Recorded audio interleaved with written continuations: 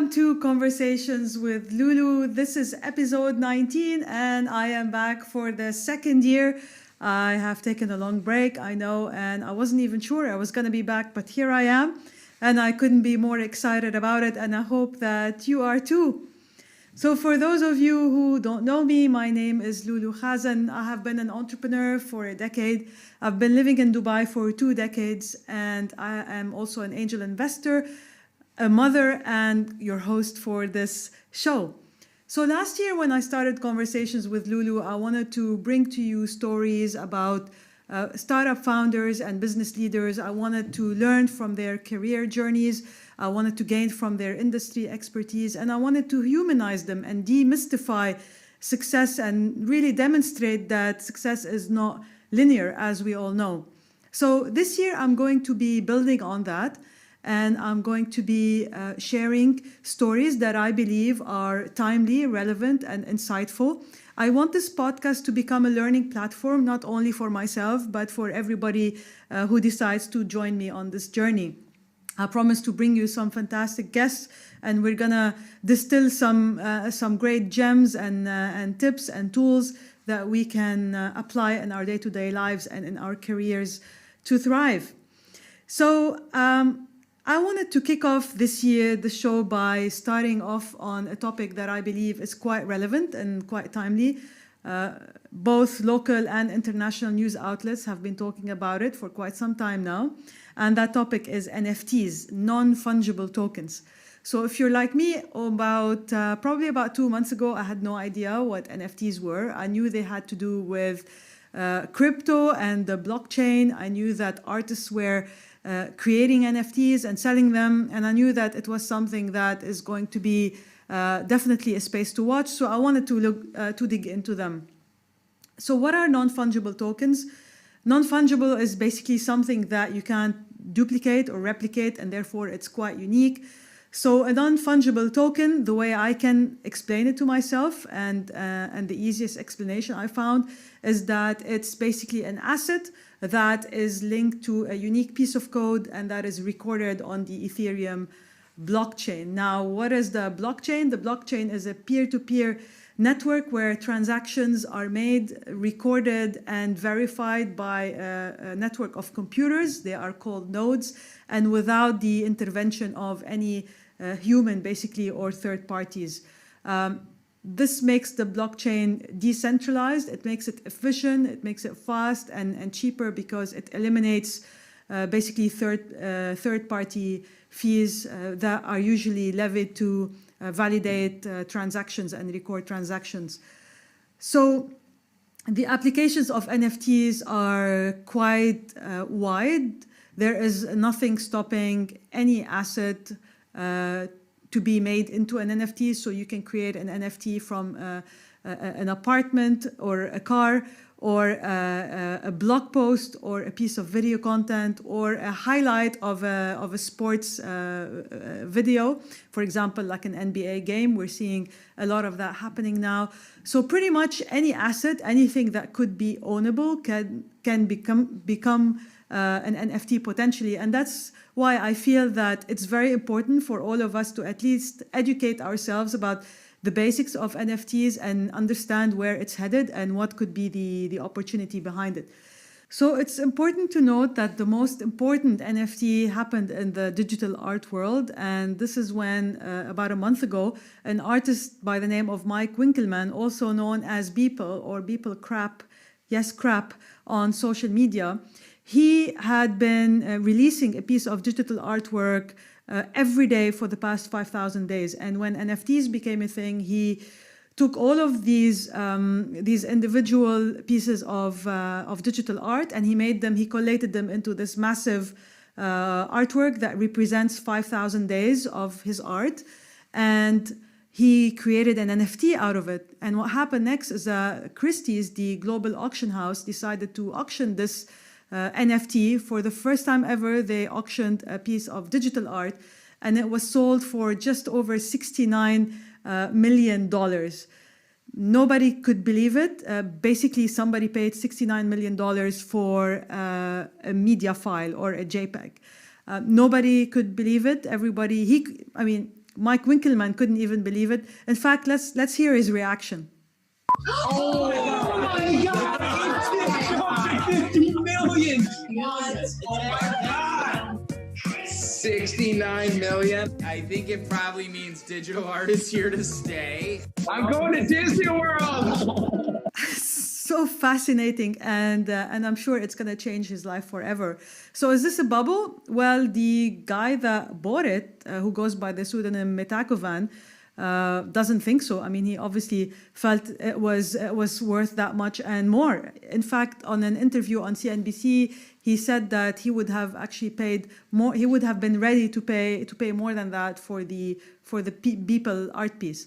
So once the hype cycle subsides, I believe that there is a lot of room for this specific technology, and its applications are definitely quite varied.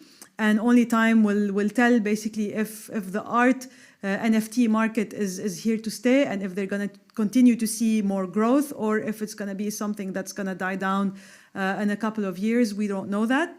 But definitely the technology has a lot of legs, and we're definitely going to be seeing it applied on other types of assets and not only digital art. There are some skeptics basically that say that the whole NFT asset class has been created by the already crypto rich as a way for them to get more and more people to be trading in cryptocurrencies, and therefore they become richer. Some of them are concerned about the speculation that is happening in the NFT world, where people are just buying and selling these assets not due to the value of the underlying asset, but more just to trade it. But of course, there's also on the positive note, it's a new medium, a new sales channel for artists who love to do digital art. It's a new way for them to be able to sell these art pieces to the world. So to hear more about such artists and to get a MENA perspective, I am extremely honored to be hosting Christelle Bshara. She's a Lebanese award-winning artist, and she is the first Middle Eastern artist to sell 3 NFTs on global marketplaces. We're going to hear about her journey and the process that she went through and her learnings, and I'm sure you're going to enjoy it. Christelle, I want to thank you so much for being my guest on Conversations with Loulou. I'm happy to be with you, Loulou. And I wanted to say congratulations on all of the awards that you've won throughout the years, all of the appreciation you've gotten from galleries all over the world. I saw that your work was in Tokyo, in Paris, in Brussels, and Milan, and more. And more importantly, congratulations on being the first artist to sell 3 NFTs, first Middle Eastern artist to sell 3 NFTs recently. And this is something that I want to cover today. So thank you. I'm really honored. I'm happy. So happy to be with you. And thank you for your introduction. So Christelle, why don't you tell us a little bit about your journey into the art world? So how did you start, and how long have you been at this journey? So growing up, I was influenced by my late father. He was a surrealist artist and a sculptor. So I was always encouraged to express myself through art. I graduated with a degree in graphic design. And when I moved to Dubai 14 years ago, I landed my first job as an in-house designer. But all the time I wanted to create a style that is unique, and this is where I combine my love for drawing and traditional painting with my technical skills and the use of softwares and the technology, and I created a style that I'm really fond of, and this is it made it I was able through this style that is so unique to me to move from an art hobbyist to a professional artist. And how would you describe your art? My art, it's a mix of, let's say, classic and contemporary modern. I mix simplicity with a lot of complexity and a lot of patterns and a lot of colors with a lot of black and white in the background. And it's like a mix of everything that I love in one medium. Yes, it's very colorful, that's for sure. And I see you have a lot of eclectic, exactly. And there's a lot of contrast between the colors and the black. Yes. So you've been a full-time professional artist for the past 5 years then? 5 years, yes. And you've experimented in, painting on canvas, and you've also experimented in the digital art space. Correct. And then recently, obviously, this whole NFT world opens up, and I wanted to ask you about it. So tell me, like, when was the first time you heard about NFT, and what did you think when you first heard about it? Well, we were at my gallery in the IFC, and we bumped into our friends, Ala and Jesse. They had a friend with them. His name is Abbas. I didn't know him at the time.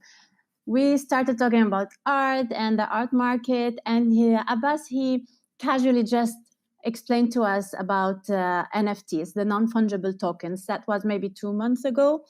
And then the next day, and after that coincidence, I started seeing NFTs everywhere online. And this is where I felt that I'm missing out. I'm missing out. So I went online, had a crash course on the blockchain and all this new technology. And you know that I run my art business as a startup. So I'm always looking for opportunities to disrupt this industry, the art industry. So I always try to be innovative. And this is where I felt this is something that I can really benefit from, and I learned as much as I can. You don't have to be technical or to learn coding to create NFTs, but it was from my curiosity, because I needed to understand properly what I'm going to get into, and this is when I started creating NFTs. So you saw it as an additional sales channel, basically, for you. Sales channels, and it's a recognition for digital creators, because I work with both digital and traditional art, and I've been defending and explaining about digital art like for years, and it's finally the time to with NFTs to get to say that digital art is not less than the traditional art. So I hope with NFTs, people will get this art, and the digital artists will get this recognition. So they're for you, they're the same in terms of the thinking behind it, the time it takes. And the creative process that it takes, of course. It's just and the same different value. Tools and same value. It's just it's inspiration, creativity. It's just different tools or different mediums of creating this art. Okay, so you heard about this non-fungible tokens, then these NFTs, and you decided that, okay, I have to try this. I want to be innovative. You had mentioned in an earlier discussion we had that, you feel that artists are always not at the forefront of technology, but they're always lagging behind. So you wanted to change this perception and be first. And you succeeded. So how did you think about it? Did you think, did you take any of your existing art and you said, okay, I'm going to take this collection and make it into an NFT, or did you develop something specifically for this occasion? Yeah, as much as I was tempted to use my previous digital art or the collections that I already have as digital, after my research, I understood that NFTs are here to stay. So although I wanted to act quickly, I took my time to create a series that is related or more relevant to crypto and these topics. So I created a series called Beauty in Diversity and DeFi. And my first artwork was an interpretation of Satoshi Nakamoto, the creator of Bitcoin. Yes, the alias used by the creator of Bitcoin. Because nobody knows if it's a he or a she. Or a she. So yeah, I created a binary figure actually, and maybe it's a group of people. So we don't know actually. Yeah.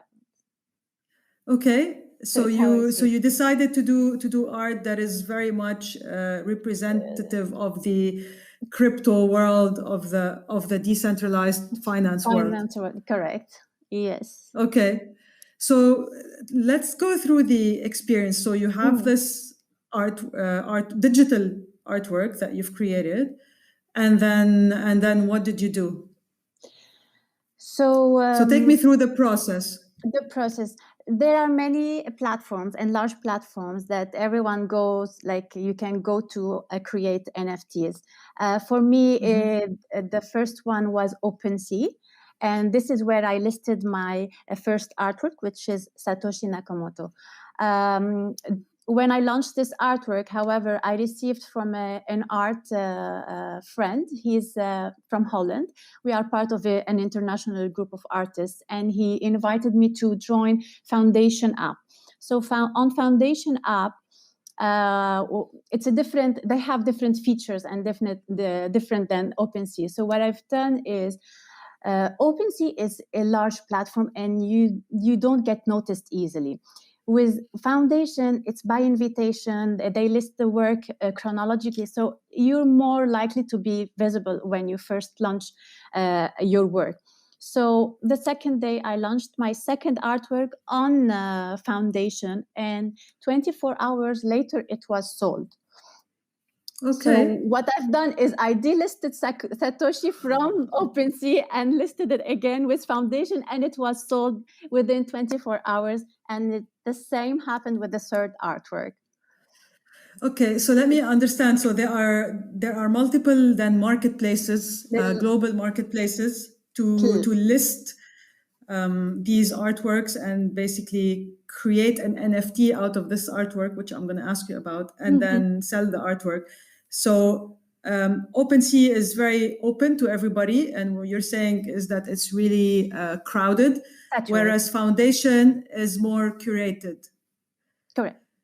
Which makes, actually, it was going to be one of my questions, because there's 7 billion people on the planet. Obviously, they're not all artists, but if everybody is going to list any video or any audio file or blog post or artwork, then you're going to have like billions of pieces of digital art. So who curates this, right? Yeah, and there are. This is the problem. It's saturated. So this is where the platform plays a role in this, in making every artist more visible. And for example, what I like about Foundation is that when you list an NFT, or when you list your work, you set a reserve price. It's like an auction. Once you get the first bid, it sets automatically to a 24-hour auction. And it is visible for 24 hours to everybody. So, and this is where you get most of your bids. But first thing, you need the first bid to move, to the auction. So, and the last 15 minutes, whenever a bid is placed in the last 15 minutes, you get an extension of another 15 minutes. So usually the bids, the bidders, they start outbidding themselves, each other actually, in the last 15 minutes. And then the more you have, the more time you are visible. So it's really exciting. I love this. Yeah. So it's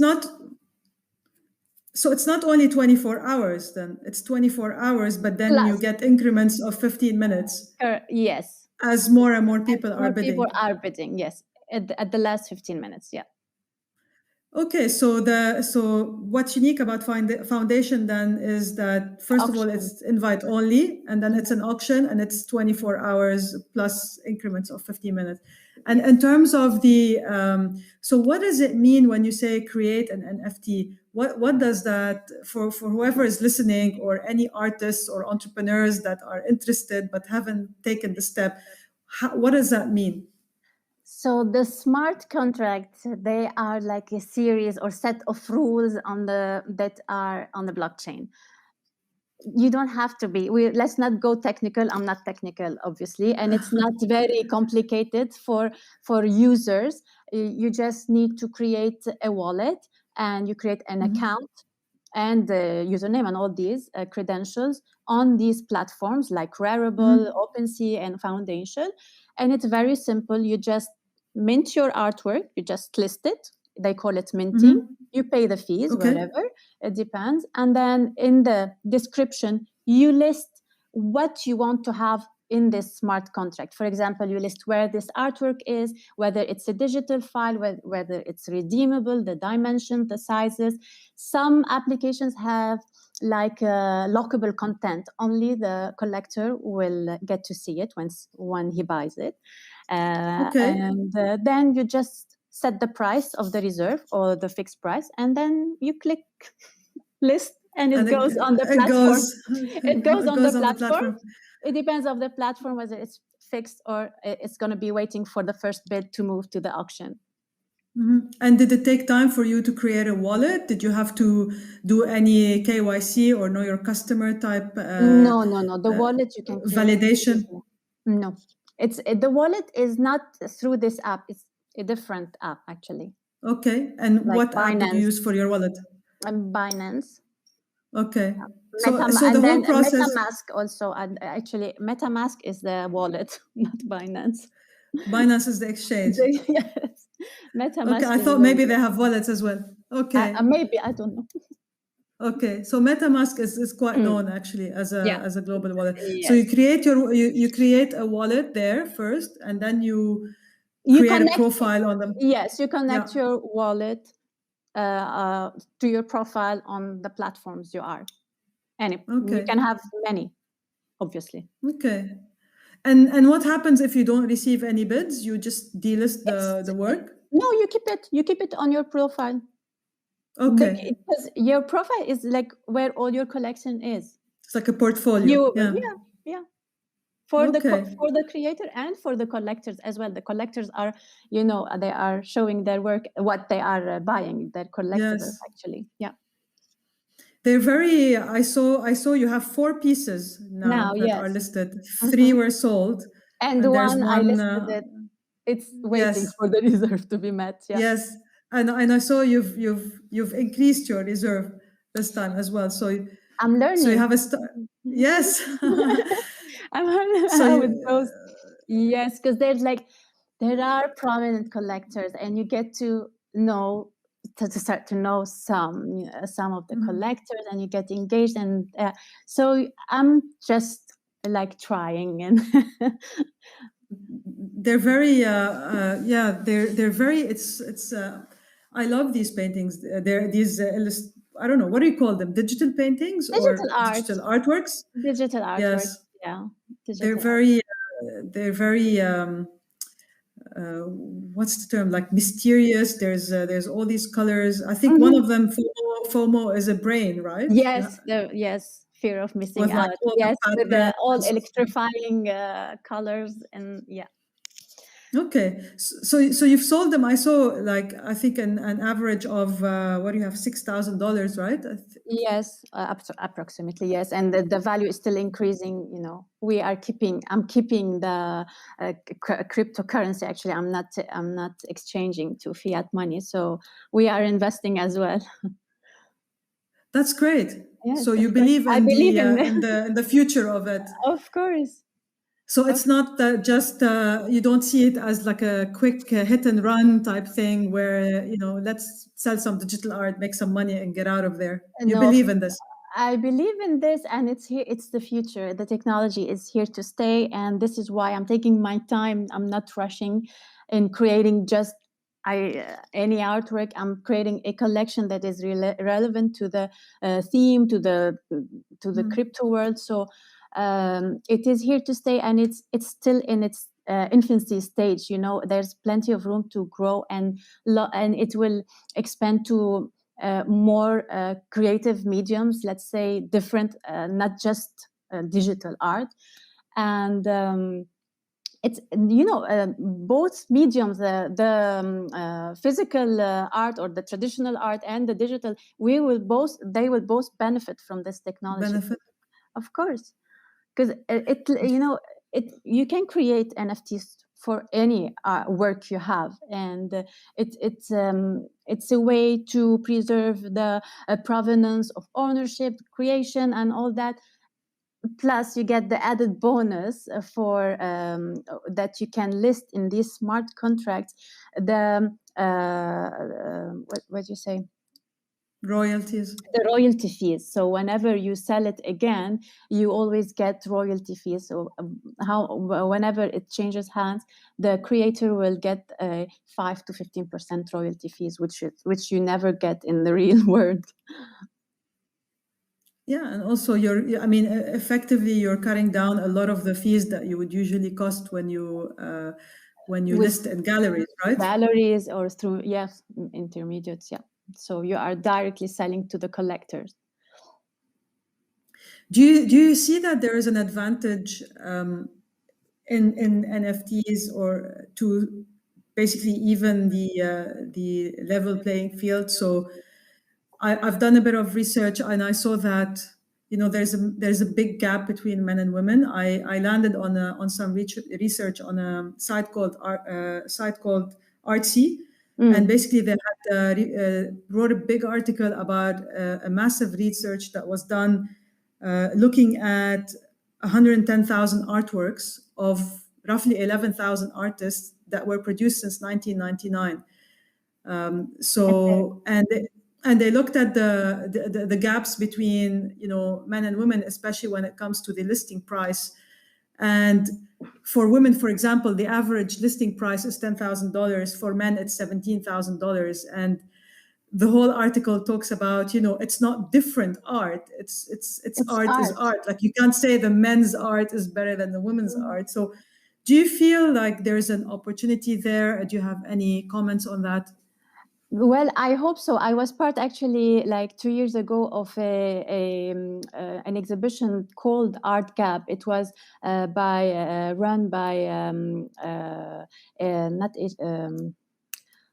the Standard Chartered Bank, and actually there's a big gap between art made by women or male. And what we've done is that we painted half, or not half, the part that we are paid for. Actually, women are paid for.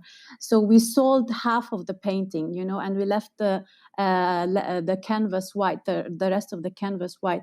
It shows how the gap is very wide between men and women. It's wider than any other industries, which is crazy. Kind of you usually judge the art and not the artist. So I hope with this technology, like it is an added for you are listing online. No one is judging. You are selling directly to the collectors. So I hope, and I'm sure, this gap is gonna be like getting smaller. Hopefully. Smaller. Yes. Okay. Is there a reason at all for that gap in general? I think there is many reasons, and there is a gap actually in all industries. It's not just in art. Between there's no gender equality in payrolls. I don't know why it's reflected more in art. Maybe years ago, women were not allowed to showcase their work in a way. So I feel there are many reasons, and hopefully with the technology and advance that we are going through, I hope this gap is shrinking. Definitely, it will be shrinking. Is there something with just going back to the NFT, but did you face any challenges at all being from the Middle East, or do you feel it's the same everywhere? I don't think there's any challenges, because basically it is everybody has the same chance online, and it's just whether you are an established artist or not, or you're just trying out, or it's just art, whether the collectors like your work. I think that's it. Okay. But in terms of creating a wallet or listing on these marketplaces, they were open to everybody. They are open. Yeah. There's no challenges there. Okay. So were there any sort of lessons learned from this process? Maybe something that, you wish you hadn't done, or you had to learn like the long way, because it's a new process, right? And I think everybody's learning along the way. I think it will get easier with time as well. Just explaining the process and explaining what I'm doing was a little bit difficult for people who are not who don't understand well what's the blockchain, what are you doing, especially who doesn't work with digital people who don't work with digital art. So they are a little bit far, they cannot get the concept. I think this NFT created a market to trade with digital art, and it's important because digital art usually it's online, anyone can copy it, save it, but with NFTs there's only one original with a clear history and of provenance of the owner and the creator, and through the blockchain this is immutable. So I think we should all learn that digital art should be recognized and equal to any kind of other art. You know what? I don't think that's the issue. I feel that, like, from everything that I've read about it and heard about it, and also listening to an interview by the guy that bought the $69 million artwork by the artist Beeple. I think the most mind-boggling thing about it is not the technology or the use of the technology. I think it's more like the physical ownership of it, or let's say the scarcity, because art, from my understanding, is that the more scarce you are, it's unique, it becomes more valuable with years and so on. And scarcity means that not many people see it and it's available in one place and so on, or you're the only owner. I think the mind-boggling part of it is that it's a piece of work that everybody in the world can see online, that has been copied many times online on different websites, but that person has bought pretty much a certificate almost, or a contract that says, I own this digital artwork. Yeah, and then it's about it's about ownership. It's like when you have you have Mona Lisa and you can't have it at your home, you will have it in the vault somewhere, so no one will ever see it anyway. It's just that you own it, like you have your name under it in the museum somewhere. The same with digital art. This is what's good for digital art, that this contract that says this digital art is owned by someone and created by this one. So this is what's all about, ownership. Yes. Why do you want? Yes. So when you are acquiring a piece of art that you can't have it in your home, you can display it in your home as well. Because you need to keep it safe and all that. So it's the same with digital art, or any kind of art, any kind of NFT. I think this is the novelty in it, and this is what I believe will take some time for sort of people to wrap their heads around it, because ultimately, the person that bought your 3 NFTs, they don't even have, the file, right? I mean, they have the file. Not all of them ask for the file, but I'm hearing also there are a lot of work on display screens. So it seems it's going to be a thing to display your digital art on screens at home or anywhere else, not just at home. So maybe it's the future to see that any kind of art can be displayed. Well, I've seen there's digital museums at the moment. There's the Museum of Digital Art, the virtual museums. Yeah, so we're going to end up sitting on our screens. We're headed there. I don't know if that's good or bad. It's a matter of choice and personal taste, whether you want to feel and look at the art or you just want to see it through a screen. It's just a matter of preference, I think. Okay, fair enough. I think time will tell, it'll be interesting to see the next couple of years what happens in this space and how it's going to evolve, and how do pieces get resold, Yes, it'll be this is interesting what we for are you to looking see for.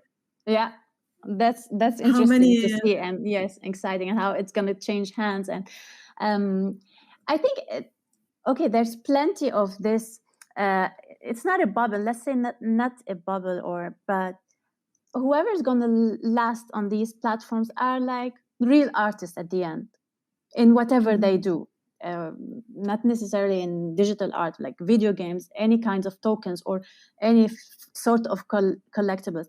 Okay, now there's like a hype, and like everybody's trying to sell whatever they can, and maybe some are successful in doing that. But whoever is gonna last is like real artists with real message in their mind, or something valuable, and I think these people who will last, whether it was NFTs or in any in the art industry anyway. I think it's just the speculators that bring a bad reputation to things usually, because we hear don't know. stories now of it.